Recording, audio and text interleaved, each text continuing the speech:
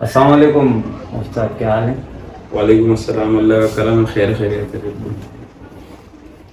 تو مفتی صاحب آپ نے بڑا قیمتی وقت ہمیں دیا، آپ کی مہربانی، آپ کو شکریہ۔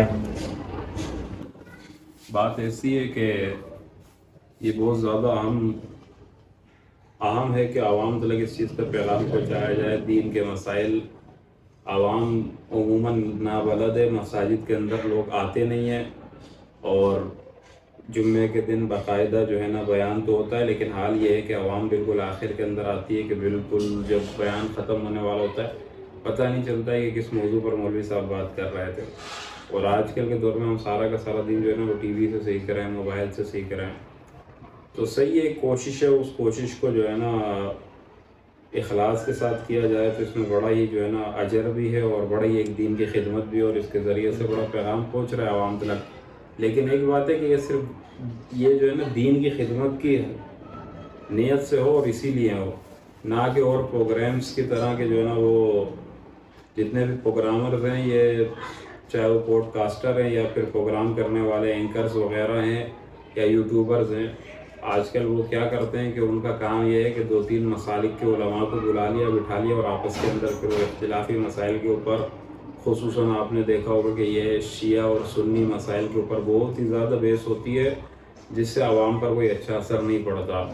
اور میں تو یہ سمجھتا ہوں کہ اس کام کی ابتدا جو کی تھی وہ سب سے پہلے فیض نے کی تھی۔ فیض اور فیضی 2 بھائی تھے جو اکبر بادشاہ کے دور کے اندر تھے،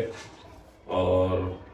بظاہر تو وہ بہت بڑے عالم بھی تھے، لیکن تعلق ان کا جو تھا وہ مسلک اہل تشیع سے تھا۔ تو اکبر بادشاہ ایک ایسا بادشاہ تھا جو شروعات کے اندر بڑا دیندار، دین پسند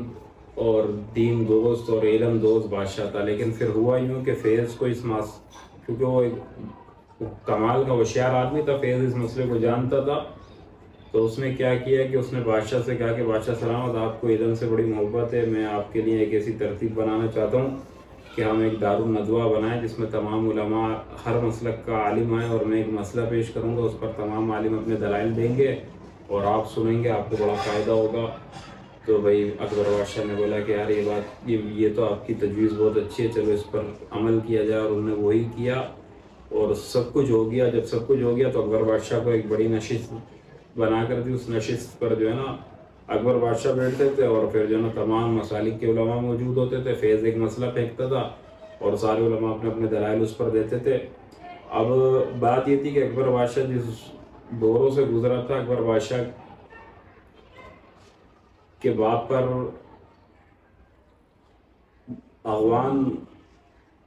حملہ آوروں نے حملہ کیا تھا جو سنی تھے، اور ہمایوں بھی سنی تھا، لیکن ہوا یہ کہ آپس میں مسلمان تو لڑتے تھے حکومت کے لیے، تو ہمایوں وہاں سے بھاگ کر ہندوستان چھوڑ کر جو ہے نا وہ یہاں پر آئے پاکستان اور ہندوستان تو اس وقت نہیں تھے، لیکن یہ خطے موجود تھے۔ عمر کوٹ کے اندر وہ رہے، اور اکبر بادشاہ کی پیدائش عمر کوٹ میں ہوئی ہے، اور عمر کوٹ میں جب اکبر بادشاہ کی پیدائش ہوئی ہے تو اس حالات ایسے تھے کہ ہمایوں سے حکومت چھین چکی تھی، اکبر بادشاہ کو وہ والا پروٹوکول نہیں ملا جو ایک بادشاہ کے بچے کو ملتا ہے، لہٰذا اکبر بادشاہ نے جو پروان چڑھائے تو وہ ان پڑھ تھا، جاہل، مطلب ایک خاصا کوئی اس کے پاس علم نہیں تھا۔ تو اس بنا پر جو ہے نا اکبر بادشاہ تو بیچارہ آ گیا، اس کے آڑے ہاتھوں آ گیا فیضی کے۔ تو اکبر بادشاہ نے جب وہ مجلس لگائی، اس مجلس میں بیٹھا تو فیضی ایک مسئلہ پھینکتا اور اکبر بادشاہ کے سامنے تمام مسالک کے علماء اپنے اپنے دلائل دیتے۔ تو اکبر بادشاہ نے کہا کہ یار یہ دین تو مذاق ہے، کیونکہ ہر مسلک کا بادشاہ، ہر مسلک کا عالم جو ہے وہ اپنے دلائل دے رہا ہے، اور اپنے دلائل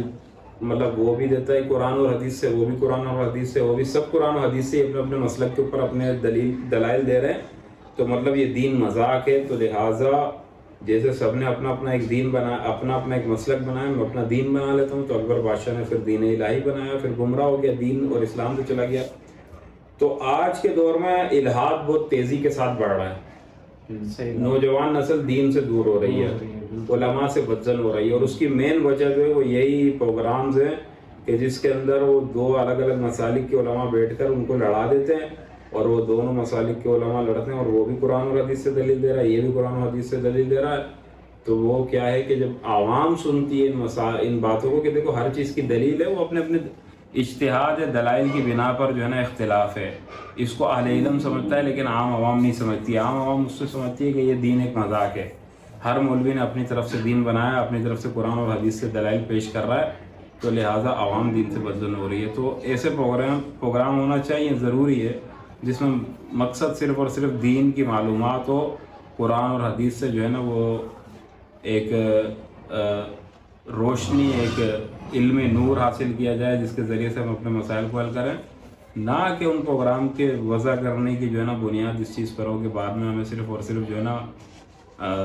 ریٹنگ لینی ہے، ویوز لینے ہیں، کہ مولوی لڑیں گے تو ویوز آئیں گے اور ریٹنگ آئے گی. تو یہ نیت نہ ہو. اللہ تبارک و تعالیٰ آپ کے اس پروگرام کو کامیاب کرے. آپ نے اس کی اوپر کوشش کی ہے تو اللہ تبارک و تعالیٰ اس میں برکت نازل فرمائے اور اس کو